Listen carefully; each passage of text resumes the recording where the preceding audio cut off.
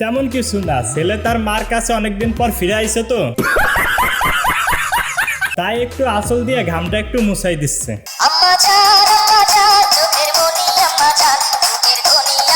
এটার অনুপ্রেরণা মনে হয় আমাদের বর্ষা ভাবির কাছ থেকে পাইছে। এদিকে মামুন লাইলাও একসাথে মিলে গেল, শুধু তুমি আর আমি একসাথে মিলতে পারলাম না। বাবু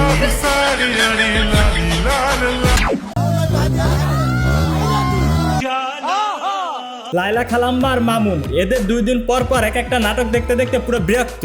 সুটিয়ে লাল করে দেবো, নোংরামি বার করে দেবো। আচ্ছা, এরা প্রতিবার ডিভোর্সের নাটক করে কেন? আমার মনে হয় অনেক কারণ আছে। হয়, কারণ থাকবে না কেন? এতে তো ওদের পেজের রিচ বাড়ে, তাই তো একই নাটক বারবারই করে। ভালো হয়ে যা, এখনো সময় আছে।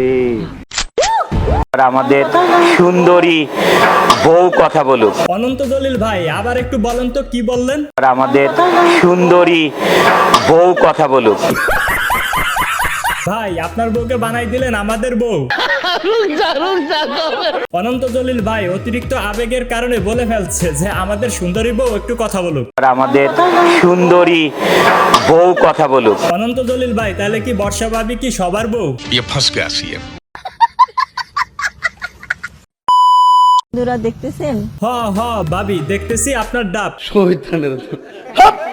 কত ছোট গাছে কত বড় বড় ডাব। জি ভাবি, আপনার ছোট গাছে যে কত বড় বড় ডাব ধরছে। ভালোই লাগতেছে দেখতে আমার। হ ভাবি, ভালো লাগার মতোই তো বড় বড় ডাব ধরছে।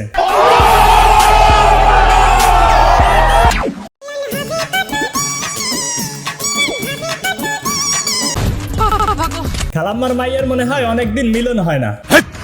কি বলছিস তুই? আরে মিশা ভাই, আপনি শুধু আমাকে ঝাড়ি দেন কেন? দেখতেছেন না যে মিলনের আশায় কিভাবে বসে বসে পাগলামি করতেছে?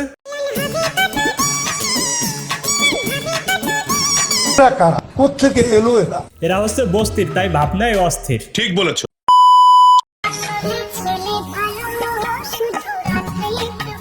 বুঝতে পারছি যে ছেলে ভালো, কিন্তু রাতের বেলা একটু কি খায় জানি না, বলতে পারবো না। আমি জানি যে রাতের বেলায় সে কি খায়, সেটা তো বৌদি তার চোখের ইশারা দিয়ে বুঝাই দিচ্ছে।